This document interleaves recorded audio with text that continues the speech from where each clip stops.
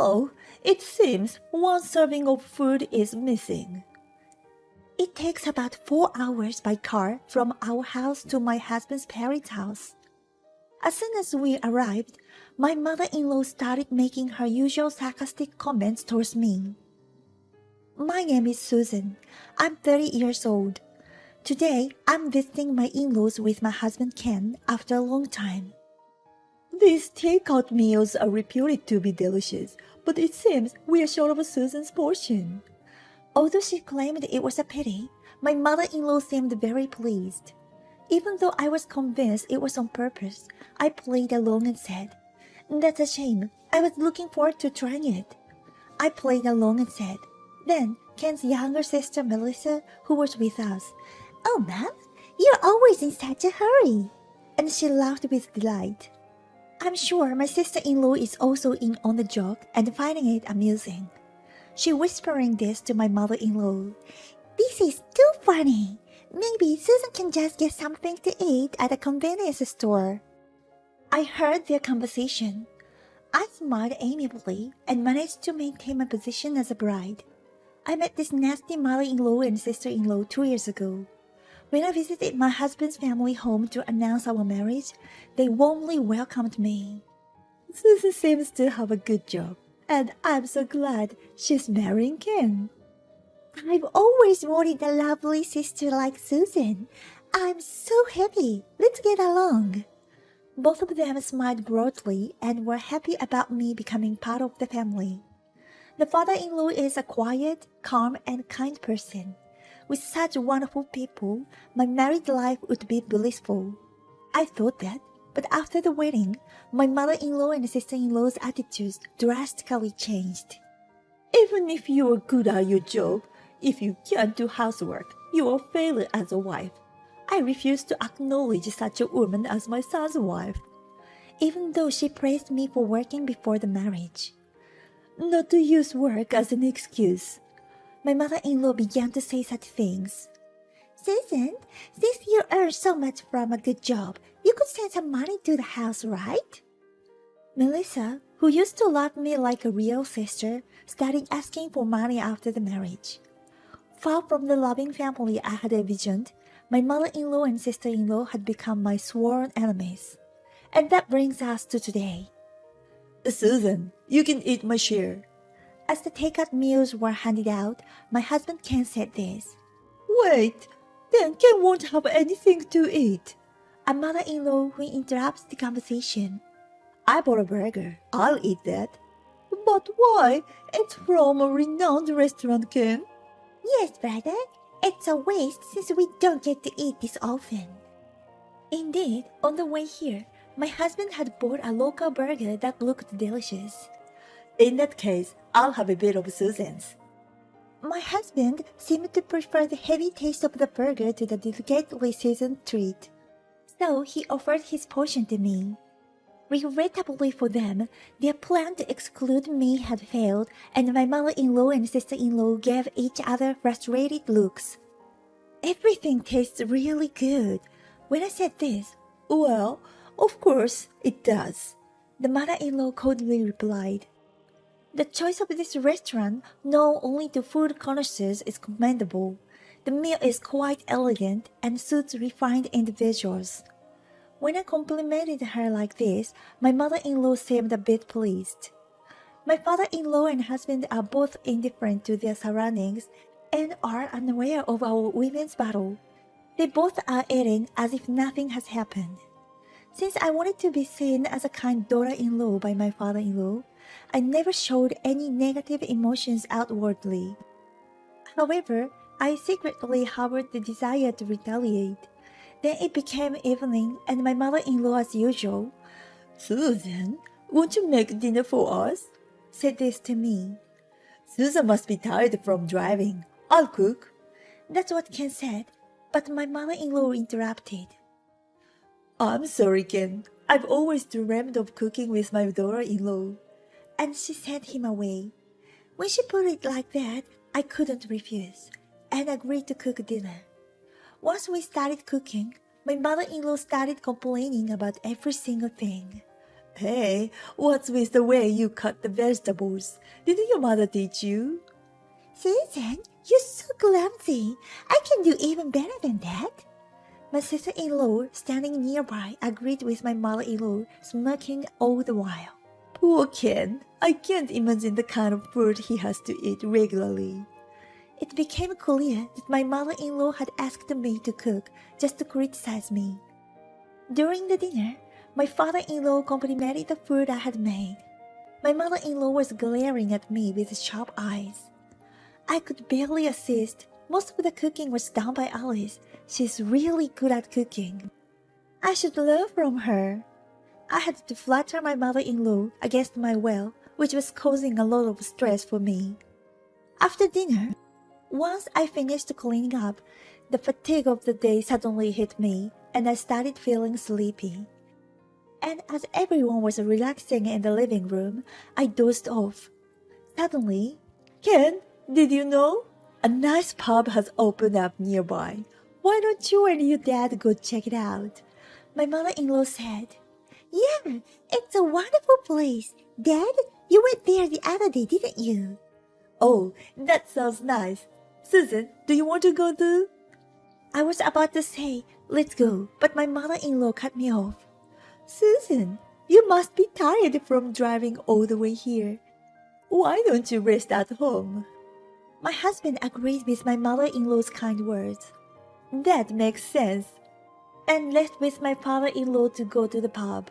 After seeing them off, just when I was about to go to my room to sleep, because I was about to fall asleep, I was called by my mother-in-law. Susan, since we're here, why don't we have some tea together? Sorry, Alice, I'm really tired today, so I'll head to bed. Oh, that's a shame. Well, could you pick some herbs from the garden before you go to bed? Herbs? Sure. Apparently, they were for the tea, and I ended up having to go to the garden alone. I was handed a small flashlight, but it was so dark that I couldn't tell which were the herbs. Somehow, I managed to locate the cultivation plot and picked something that seemed like a herb. Is this okay? I called into the house, but there was no response from my mother-in-law or sister-in-law.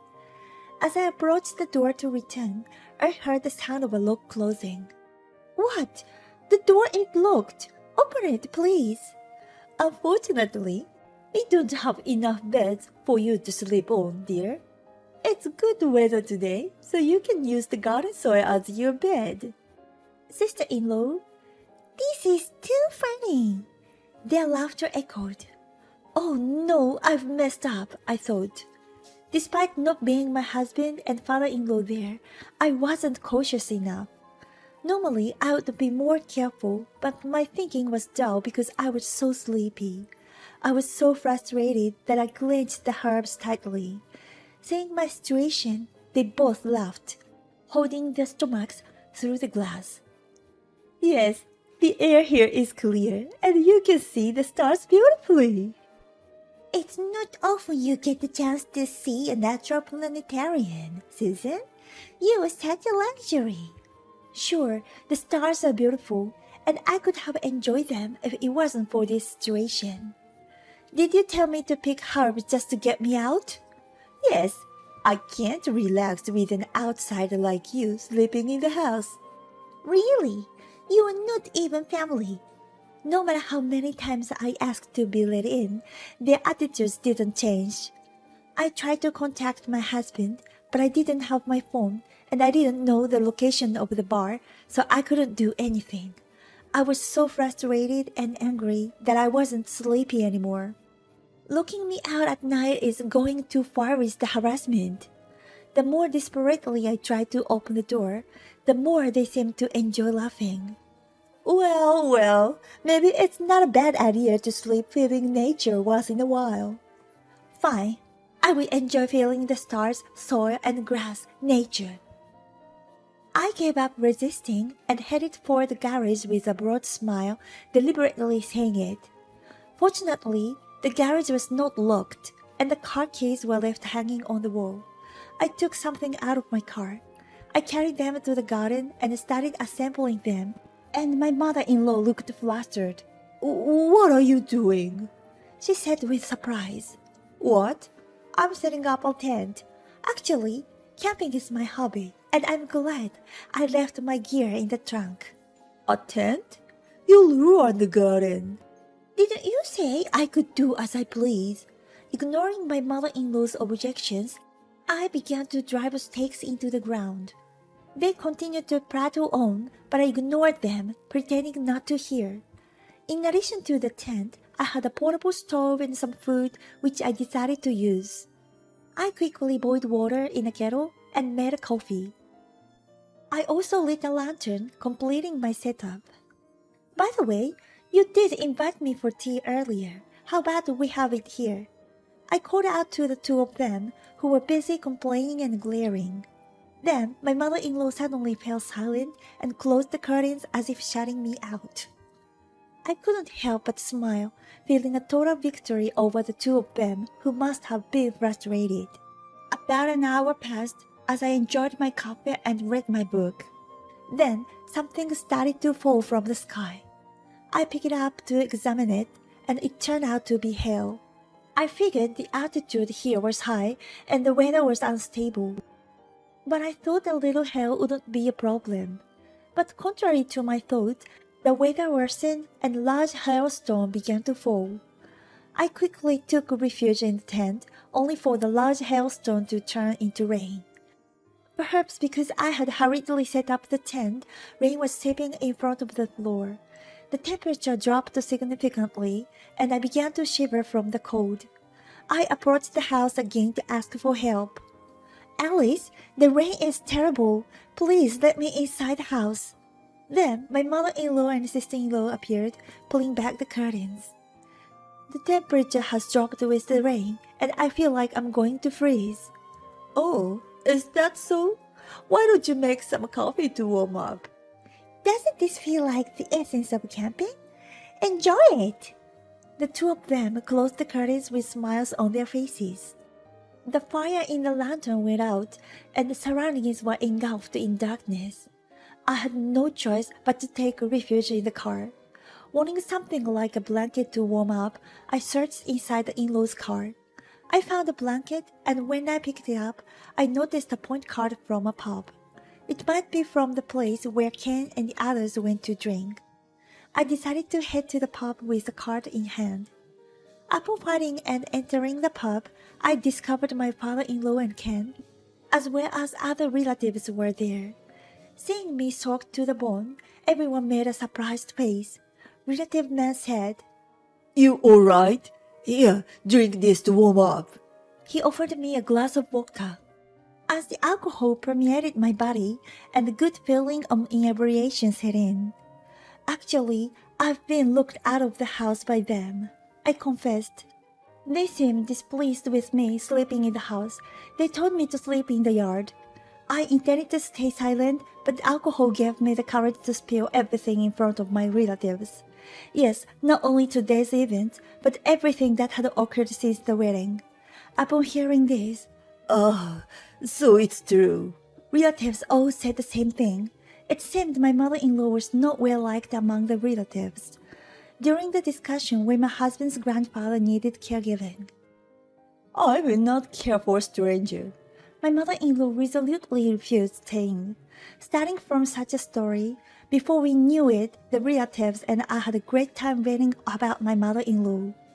We drank until dawn, and Ken and I ended up staying at the relative's house, returning to my in-laws' house around noon the next day. Then, as soon as I saw my mother-in-law, "Susan, I'm sorry. It seems I was a bit harsh yesterday." "I got carried away seeing you after a long time. I'm sorry." They both called at me, trying to pretend yesterday's events never happened. Apparently, my father-in-law, who had returned home alone late at night, had given them a stern scolding. "But well, Susan, you seemed to enjoy camping, so it was good, wasn't it?" At my mother-in-law's words, I could no longer contain my anger. "What was good about it? It's not like I enjoyed being put through that. It was awful. Please stop this." "No need to get so angry. I'm apologizing, aren't I?" As if she had the right to say that, No matter how much she apologized, I couldn't forgive her. I could no longer bear it and opened my mouth. I can't do this anymore. Upon saying this, my mother-in-law made a puzzled face. What do you mean? You can't? I can't face you or Melissa anymore. I don't even want to see your faces. What? That's a problem. My sister-in-law interjected into the conversation. It seemed that my father-in-law had warned the two of them that if they didn't change their attitudes towards me, they'd be kicked out of the house. This was something I heard last night, but it seemed that my father-in-law was considering divorcing my mother-in-law over the caregiving incident, and this discussion seems to have resurfaced due to their attitudes towards me this time. I imagine even my father-in-law is tired of living with such nasty women. My mother-in-law came to me, begging on her knees to change my father-in-law's mind. However, I had no intention of forgiving my mother-in-law. Why should I? No, thank you. With that firm denial, I left the in-laws' house with Ken. Even after that, the two of them persistently kept contacting us, but my mind did not change and I continued to ignore them. As a result, it seemed that my mother-in-law, along with Melissa, was abandoned by my father-in-law and kicked out of the house. According to what I heard from a relative, they seemed to be living poorly in a small old apartment. Unable to survive solely on their pension and with Jane being a spendthrift with debts, the two of them seemed to be working from morning till night. And these two, who had hardly ever worked before, seemed to age rapidly due to the daily scolding at their workplaces. On the other hand, my husband and I started visiting my father-in-law more often. The parties with my kind father-in-law and the relatives who love alcohol are always lively and irresistibly fun. Nowadays, I have completely forgotten about those two and I'm living very happy days.